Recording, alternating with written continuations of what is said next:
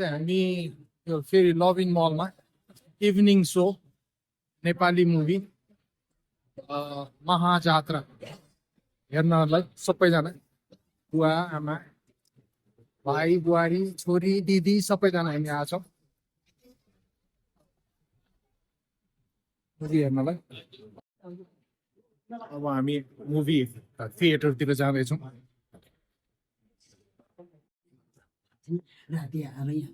महाजात्रा हेर्ने यो टोली हो। आज जात्रा हुने जस्तो छ छाँट।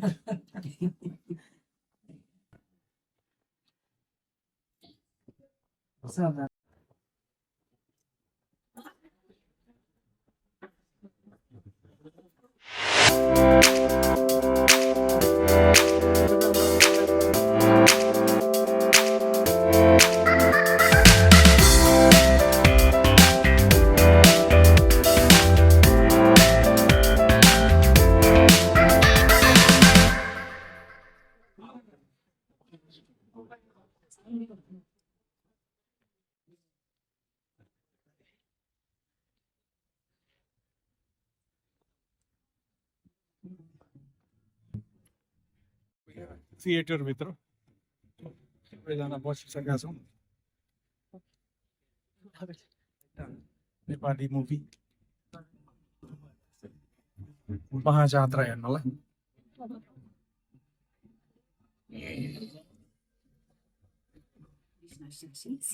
Study abroad seems challenging and confusing. Which course to select, which university to study in, and which country to go to. For more of the key support, remember Keystone Global Network, City Center, Kathmandu. Movie सकेर अब बाहिर निस्किँदै Nepali movie महाजात्रा एकदमै रमाइलो movie रहेछ। एकदमै fun धेरै भयो movie हेर्दा हेरुन्जेलसम्म हाँसेको हाँसै भयो। राम्रो मुभी बनाएको थियो। त्यसपछि हामी अब यहाँ तल रोडमा आयौँ। एकदमै प्याक थियो। यो मुभी निकै नै पपुलर जस्तो छ। एक्टिङ एकदमै राम्रो, एभ्री कलाकारको चाहिँ एक्टिङ राम्रो लाग्यो हामीलाई। त्यसपछि अनि हामी सबैजना फेरि घरतर्फ लाग्यौँ। हामी चाहिँ थिएटरमा मुभी हेरेर लेट नाइट घर गएको हुनाले अलि बिहान निकै बेरसम्म रेस्ट गरेर अनि फेरि लन्चपछि यो BYD चाइनिज इलेक्ट्रिक भेहिकलको सोरुममा यसको चाहिँ गाडी हेर्न एसयुभी मेरो भाइले चाहिँ एउटा एसयुभी किन्ने प्लान गरे हुनाले ऊ म अनि छोरी हामी तीनजना गाडी हेर्नको लागि भनेर आएका छौँ। यो गाडी निकै पपुलर भइरहेछ अहिले नेपालमा। यसको चाहिँ ड्युटी कस्ट अलिकति सस्तो जस्तो छ।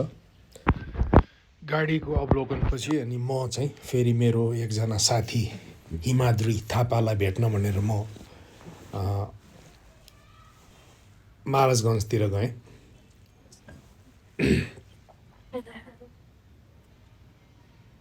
महाराजगञ्ज नारायण गोपाल चोक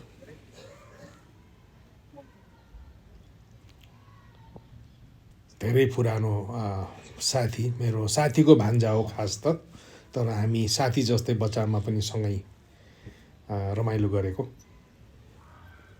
अहिले चाहिँ म हिमाद्री थापा हाम्रो भान्जा, मेरो साथीको भान्जा, अब मेरो पनि भान्जा हो होइन। हिमाद्री साथी पनि हो, बच्चामा त हामीसँगै खेलेको कहिलेकाहीँ होइन। उसको घरमा आएको छु। कति वर्षपछि भेटघाट भयो। मिठो मिठो खानेकुराहरू खुवाइरहेछ। हामी चाहिँ यो के अरे 12 सिङ्गे बियर, नेपाली बियर खाँदैछौँ। रमाइलो भइरहेछ। उसको बार पनि छ। अहिले एकछिनमा बार पनि गएर हेर्नुपर्छ। हिमाद्री चाहिँ भर्खरै उसको गुड बोय जबबाट अफ भएर घर आएको टाइम भएको हुनाले उसँग भेट्ने मौका मिल्यो। प्रायः ऊ चाहिँ नेपालबाट बाहिरै हुन्छ। तर धेरै वर्षपछि मेरो विचारमा त्यो 30-40 वर्ष नै हुन लाग्यो होला हाम्रो भेट नभएको। एकदमै राम्रो छ घर। यो उसको ब्याकयार्ड पनि रमाइलो छ बाहिर बसेर रमाइलो गर्ने ठाउँहरू दिदी Maldives. This is Hong Kong. Okay. This is China. Malaysia. Okay. You Afghanistan.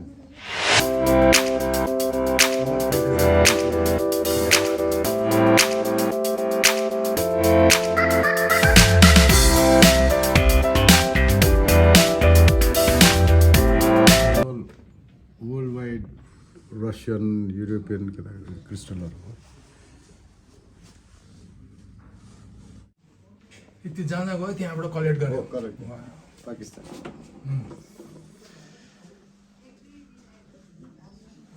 यो चाहिँ रसियन वोडका हो when I went to Russia गर्नुको सेफको ओके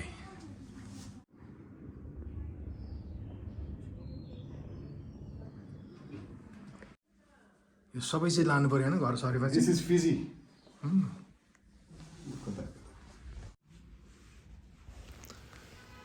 माद्रीले चाहिँ अब संसारमा ऊ आफू जहाँ जहाँ चाहिँ जबको सिलसिलामा गयो त्यहाँबाट चाहिँ एउटा एउटा युनिक चिजहरू एउटा दुईवटा लिएर घरमा चाहिँ झन्डै म्युजियमै जस्तो बनाएको रहेछ एकदमै अर्गनाइज गरेर राखेको यो तस्बिर बुद्धको जता घुम्यो उतै उसको फेस फर्किने यो त मलाई अचम्मै लाग्यो अनौठो लाग्यो एकदमै अर्गनाइज गरेर नाइस हाउस मैले चाहिँ धेरै इन्जोय गरेँ उसको घरमा ओबामाको ड्याड हिमाद्री र उसको फ्यामिली सबैजनासँग केही बेर निकै बेर नै रमाइलो गफगाफपछि हामी प्रदीप मेरो साथीले मलाई उसको मोटरमा कुपन्डो घरमा ल्याइदियो रातिको टाइम झन्डै 10 कति बजा थियो बाटो करिब करिब सुनसान भइसकेको थियो काठमाडौँको पानी पनि सिम परिरहेको थियो तर रातिको टाइममा काठमाडौँमा ड्राइभ गर्दाखेरि त्यो दिउँसोको ट्राफिक सम्झिँदा अचम्म लाग्यो मलाई अहिले त केही पनि छैन सुनसान छ भ्याली एउटा दुईवटा मोटर ठाउँमा देखिन्छ त्यसपछि घर गएर अब रेस्ट गर्ने मात्रै काम हुन्छ त्यसपछि फेरि भोलि फर्दर घुम्ने कार्यक्रम त छँदैछ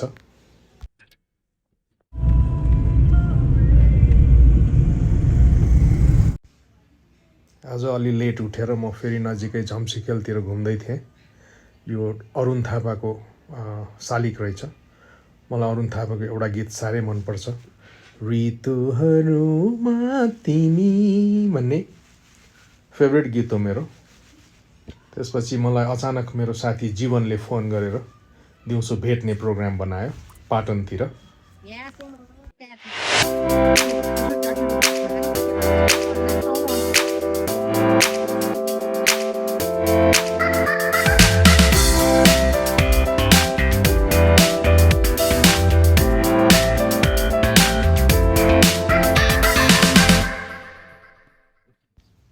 आज फेरि दोस्रो पल्टमा पाटन घुम्दैछु योभन्दा अगाडि पनि मैले पाटनको भिडियो त तपाईँहरूलाई राखिसकेका थिएँ मेरो साथी र म पाटनमा घुम्ने अनि चटामारी स्पेसल चटामारी खाने भनेर हामी चटामारीको खोजीमा छौँ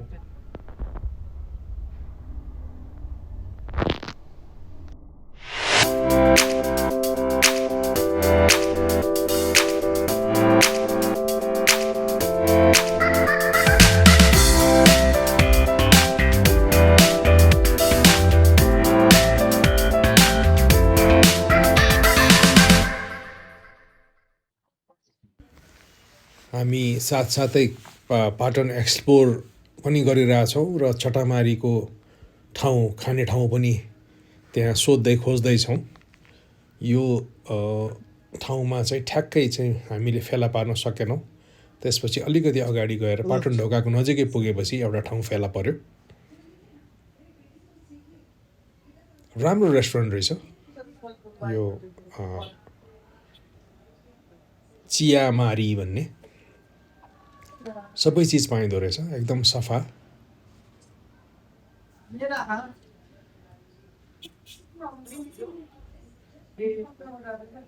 यङ भाइ बहिनीहरूले खोल्नु भएको रहेछ, राम्रोसँग चलाउनु भएको छ। कस्टमर सर्भिस एकदमै राम्रो थियो उहाँहरूको, खानेकुरा पनि एकदम क्लिन, मिठो थियो, नेपाली टिपिकल नेपाली स्वाद। म यसपालि जहाँ पनि गएँ मैले चाहिँ नेपालको युथहरू, यङ जेनेरेसनहरू चाहिँ धेरै इनर्जेटिक पाएँ र उनीहरूसँग केही गरौँ भन्ने एउटा अभिलाषा पनि बोकेको देखेँ। एकदमै स्मार्ट छ नेपालको युथ, अहिलेको युथहरू। अब उहाँहरूले चाहिँ क्लासै लिएर ट्रेन भयो हो कि अथवा त्यो उहाँहरूसँग त्यो एउटा एजुकेसन अलरेडी बेसिक एजुकेसनबाटै यो लेभलमा उहाँहरू आउनुभएको हो। तर हाम्रो युथहरूमा चाहिँ एकदमै कर्टसी गर्ने, सर्भिस दिनको लागि एकदमै कस्टमर सर्भिसमा हरेक कुरामा चाहिँ मैले चाहिँ स्मार्ट देखेँ। हामी चियामारीमा चटामारी र छोइलाहरू खाएर त्यसपछि हामी वाक गर्दै त्यो बाटो यहाँ नजिकैको एउटा बेकरी, शेर्पा बेकरी देखेर फेरि हामीलाई त्यहाँ कफी खान छिर्न मन लाग्यो र हामी फेरि दुवैजना शेर्पा बेकरीमा कफी र पेस्ट्रिजहरू खाने भनेर छिर्यौँ। राम्रो छ यो पनि, अल काइन्ड अफ पेस्ट्रिजहरू, ब्रेडहरू पाइँदो रहेछ। क्राउड पनि टन्नै थियो भित्र, राम्रोसँग चलाउनु भएको जस्तो छ यो।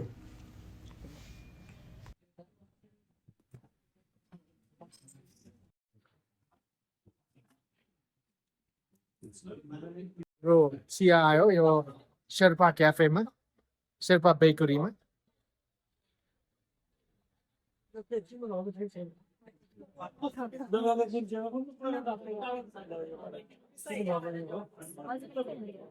थ्याङ्क यू बहिनी।